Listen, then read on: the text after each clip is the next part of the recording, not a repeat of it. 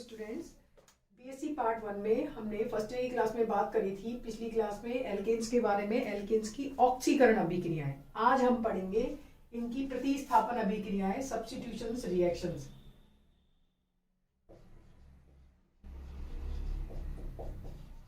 Substitutions reactions या प्रतिस्थापन अभिक्रियाएं।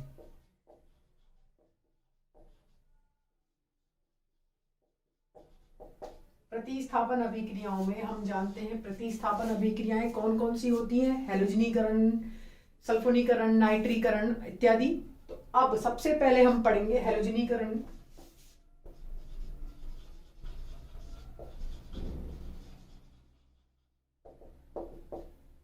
सबसे पहले हम पढ़ेंगे हैलोजनीकरण अभिक्रियाएं।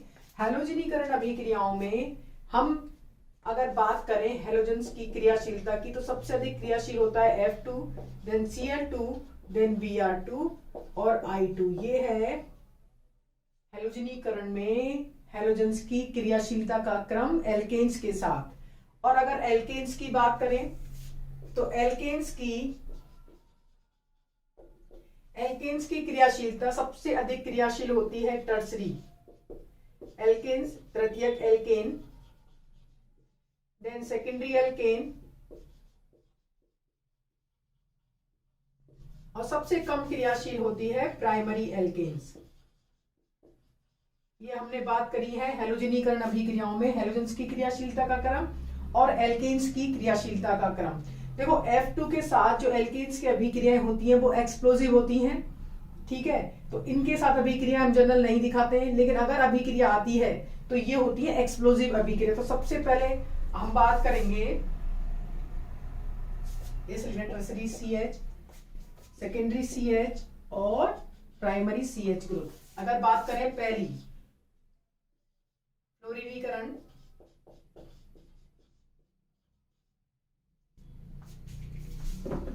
फ्लोरीनेशन,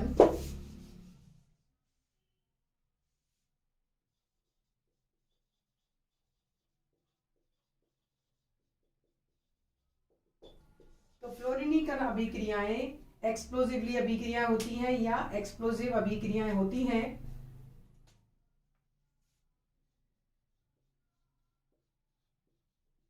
एक्सप्लोजिव विध्वंसकारी अभिक्रियाएं होती हैं, एक्सप्लोजिव अभिक्रियाएं होती हैं। डायरेक्ट F2 अभिक्रिया नहीं करता है, डायरेक्ट F2 अभिक्रिया नहीं करता है। इसमें हम एल्किल आयोडाइड की अभिक्रिया अगर HgF2 मर्करी फ्लोराइड के साथ करते हैं, HgF2 के साथ करते हैं तो हमें एल्किल फ्लोराइड फ्लोरोएल्केन प्राप्त होता है। फ्लोरोएल्केन प्राप्त होता है।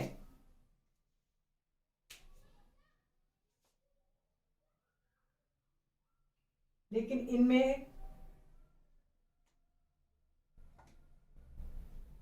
अगर अभिक्रिया करानी है तो टेम्परेचर बहुत हाई लेना पड़ता है, और अगर कोई ऑर्गेनिक पेरोक्साइड लिया है तो उसमें टेम्परेचर हमें कम रखना पड़ता है, ठीक है। 300 डिग्री टेम्परेचर तुम लिख सकते हो। दूसरी अभिक्रिया है क्लोरीनीकरण, जो कि इंपॉर्टेंट अभिक्रिया है। क्लोरीनेशन हिंदी में बोलते हैं इसको क्लोरीनीकरण अभिक्रिया। तो क्लोरीनीकरण अभिक्रिया सनलाइट की उपस्थिति में होती है।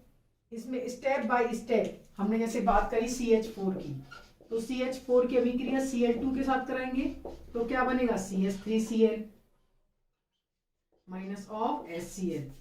वापिस से इसकी Cl2 से अभिक्रिया कराएंगे तो इसको बनेगा CH2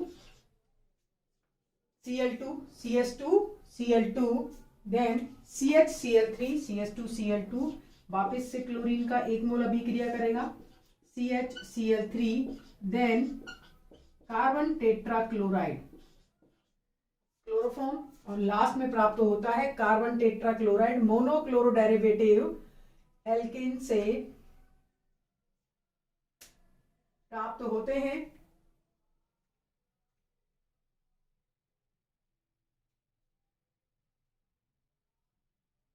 अगर इसकी मैकेनिज्म की बात की जाए तो ये फ्री रेडिकल मैकेनिज्म अभिक्रिया देता है।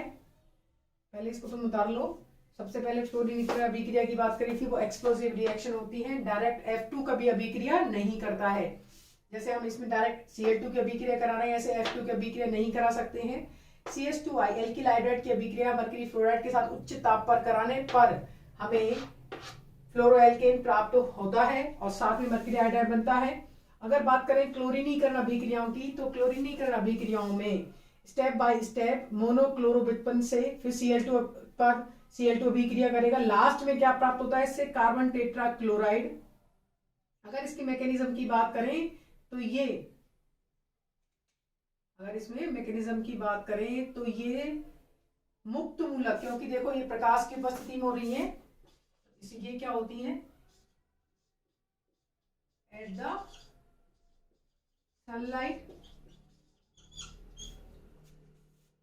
सनलाइट की उपस्थिति में होती है, और सनलाइट की उपस्थिति में होती है तो ये फ्री रेडिकल रिएक्शंस होती है, मुक्त मूलक अभिक्रियाएं होती हैं, फ्री रेडिकल रिएक्शंस होती हैं। हम बात करेंगे इसकी जनरल रिएक्शन की, तो CH4 प्लस Cl2 HNu की उपस्थिति में मोनोक्लोरो उत्पाद देता है, मोनोक्लोरो उत्पाद देता है। अब इसकी बात करेंगे हम क्रियाविधि की।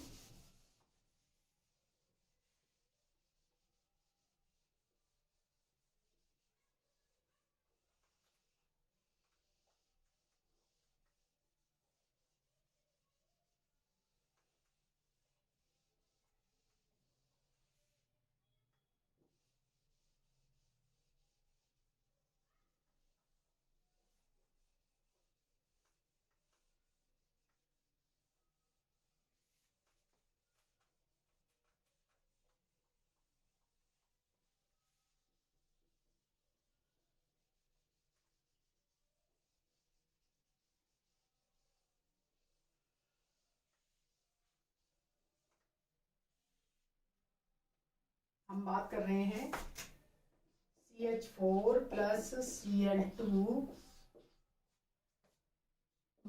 HNu CH3Cl plus HCl। तो देखो ये प्रकाश की उपस्थिति में अभिक्रियाएं हो रही हैं, इसीलिए ये प्रकाश की उपस्थिति में हो रही हैं, इसीलिए ये मुक्त मूलक फ्री रेडिकल मैकेनिज्म इसमें होता है। फ्री रेडिकल मैकेनिज्म क्रियाविधि से ये होती है। तो फ्री रेडिकल जो मैकेनिज्म होता है ये 3 स्टेप में संपन्न होता है, ये 3 स्टेप में संपन्न होती हैं मुक्त मूलक अभिक्रियाएं। हम पढ़ चुके हैं हमारी यूनिट फर्स्ट में, मुक्त मूलक जो अभिक्रियाएं हैं वो 3 पदों में संपन्न होती हैं, श्रृंखला प्रारंभन पद, श्रृंखला संचरण पद और लास्ट होता है श्रृंखला समापन पद। ये हम यूनिट फर्स्ट में ऑलरेडी पढ़ चुके हैं। चेन इनिशिएशन स्टेप,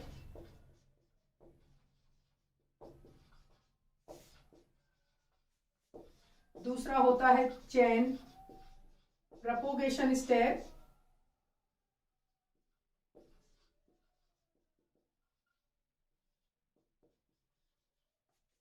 तीसरा होता है चेन टर्मिनेशन स्टेप, श्रृंखला समापन पद।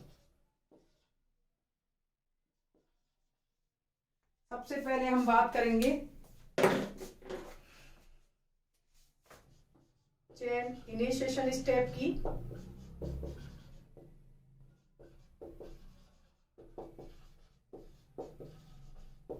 चेन इनिशिएशन स्टेप में जो Cl2 है वो प्रकाश की उपस्थिति में, Cl2 प्रकाश की उपस्थिति में 2 Cl रेडिकल, इनमें समान विखंडन होता है। इसको अपन ऐसे लिख दें Cl Cl।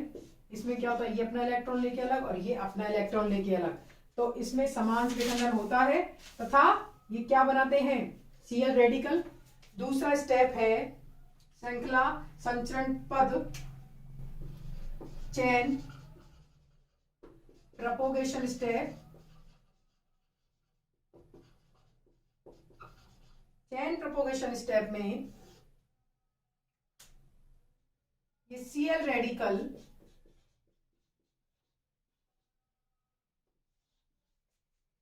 मिलकर CH3 रेडिकल प्लस HCl, इसमें क्या होता है, ये इनमें समांश विखंडन होता है और ये CH3 रेडिकल बनाते हैं। ये CH3 रेडिकल और दूसरा Cl रेडिकल मिलके उत्पाद बनाते हैं, CH3Cl बनाते हैं,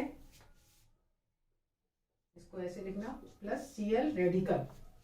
ये सब हम पढ़ चुके हैं। लास्ट है श्रृंखला समापन पद। श्रृंखला समापन पद में जितने भी मुक्त मूलक बनते हैं वो आपस में फ्यूज हो जाते हैं, termination step.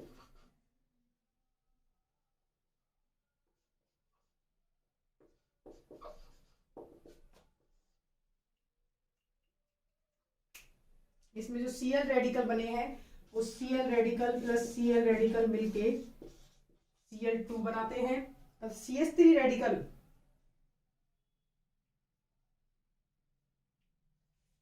CH3 radical plus CH3 radical मिलके या तो उच्चतर एल्केन्स बनाते हैं, ये तो होती है समानुपाती अभिक्रियाएं,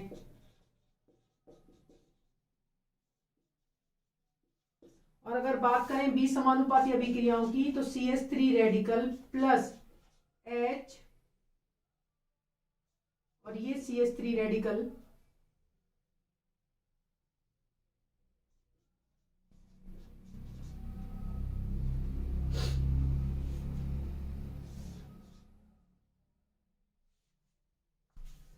हम एथेन में बात करते हैं, बी समानुपाती, इसमें रहता हूं, ये मिलकर उच्चतर एल्केन एथेन बनाते हैं। ये हमने बात करी है हैलोजनीकरण में क्लोरीनीकरण अभिक्रिया की।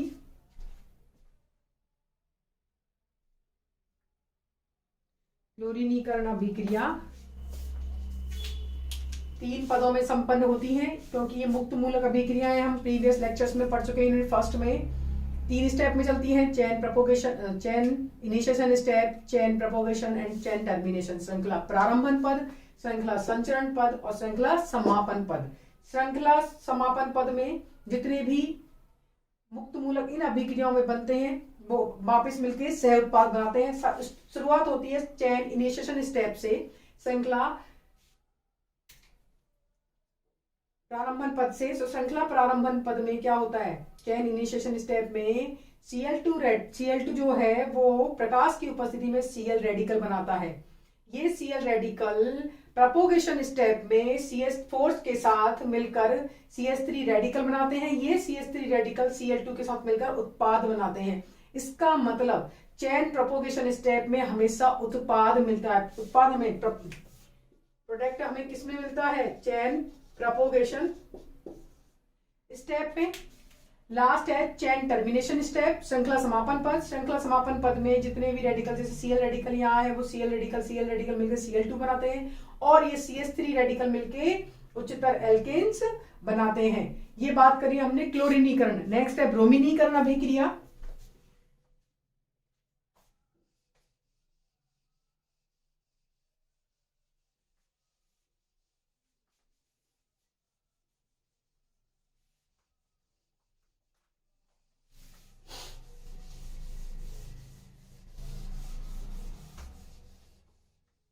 ब्रोमीनीकरण अभिक्रिया, आयोडीनीकरण अभिक्रियाएं। ब्रोमीनीकरण अभिक्रिया सेम चलती है जैसे क्लोरीनीकरण है।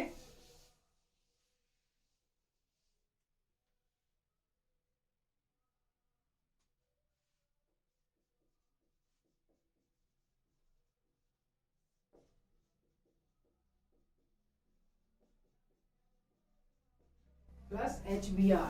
अगर बात करें आयोडीन की तो iodine react with alkanes reversibly, HI जैसे बात करें, ये तो थी ब्रोमीनीकरण अभिक्रिया। अब हम बात करेंगे आयोडीनेशन।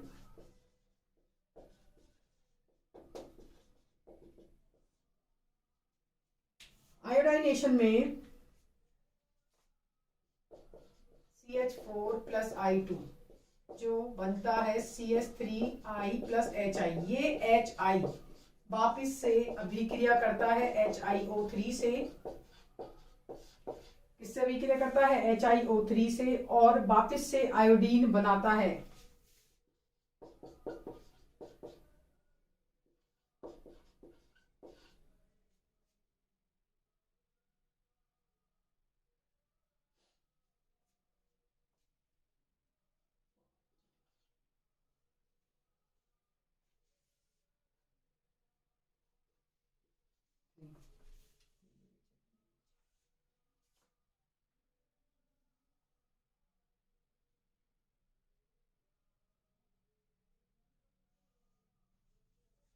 आगे बात समझ में, आयोडीनाइजेशन अभिक्रियाएं जो होती हैं उनमें बनने वाला HI, आयोडीनीकरण अभिक्रियाओं में बनने वाला HI वापस से HiO3 से अभिक्रिया करके आयोडीन बनाता है, फिर ये वापस से मेथेन से अभिक्रिया करता है, और ऐसे ही अभिक्रिया चलती रहती है। ये रिवर्सिबल अभिक्रियाएं होती हैं।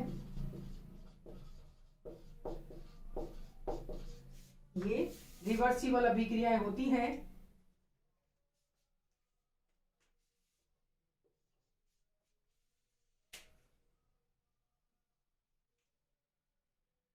ये हमने बात करी है हेलोजिनेशन, हेलोजिनीकरण। दूसरी है नाइट्रीकरण।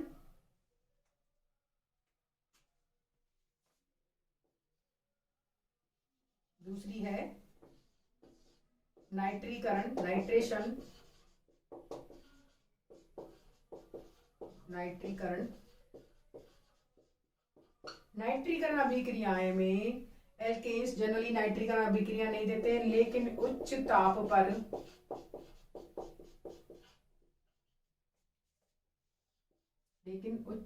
पर ये नाइट्रोएल्केन्स बनाते हैं।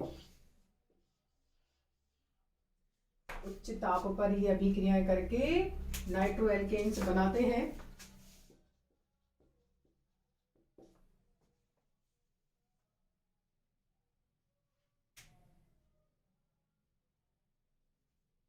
और इसमें एल्केन्स हम लेंगे वेपर फेज में, वाष्प अवस्था में।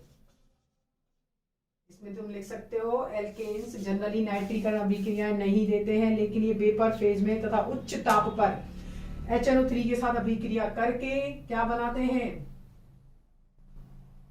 नाइट्रो एल्केन्स बनाते हैं।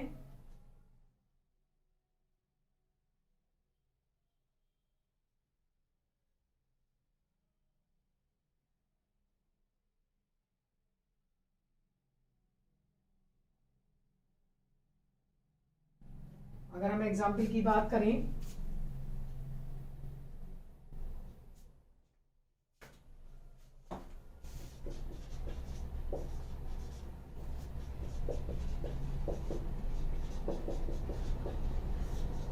तो ये उत्पादों का मिश्रण बनाते हैं।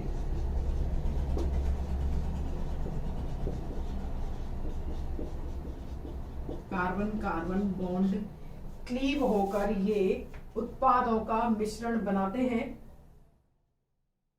मतलब 1 नाइट्रोएथेन तथा नाइट्रोमेथेन बनाते हैं।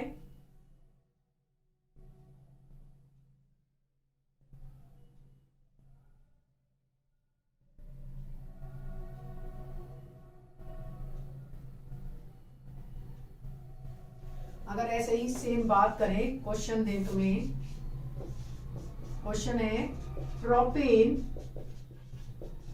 की अभिक्रिया HNO3 के साथ कराने पर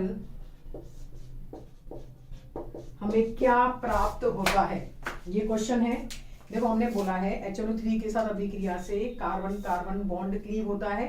अब हमें क्वेश्चन दिया है, अगर हम प्रोपेन की अभिक्रिया HNO3 के साथ कराते हैं तो हमें क्या उत्पाद प्राप्त होते हैं? देखो उत्पादों का मिश्रण प्राप्त होगा, क्योंकि हमने देख लिया इसमें अगर हमने मेथेन की जगह एथेन लिया था तो हमें क्या मिला था? नाइट्रोएथेन तथा नाइट्रोमेथेन। अगर बात करें प्रोपेन की, तो प्रोपेन में तो ये NO2 फर्स्ट पोजीशन पे, देखो कितने इसमें उत्पाद प्राप्त होंगे? CH3 CH2 CH2 NO2। देखो ये तो होता है मेन उत्पाद 1 नाइट्रोप्रोपेन। 1 नाइट्रोप्रोपेन, ये तो है मेन उत्पाद, ठीक है, मेन प्रोडक्ट। अगर बात करें दूसरे की, तो दूसरा उत्पाद इसमें मिलता है CH3NO2, 2 नाइट्रोप्रोपेन, इससे कुछ कम मात्रा में बनता है। तीसरा उत्पाद क्या बन सकता है, नाइट्रोएथेन, वही सेम CH3CH2NO2, नाइट्रोएथेन, और क्या मिलेगा इससे, नाइट्रोमेथेन, नाइट्रोएथेन तथा नाइट्रोमेथेन। ये हमने बात करी है नाइट्रीकरण अभिक्रिया की। तो नाइट्रीकरण अभिक्रिया में एक चीज तुम याद रखना, नाइट्रीकरण अभिक्रियाएं जर्नली एल्केन्स नहीं देते हैं, लेकिन उच्च ताप पर अभिक्रिया कराने पर ये नाइट्रो एल्केन्स देते हैं।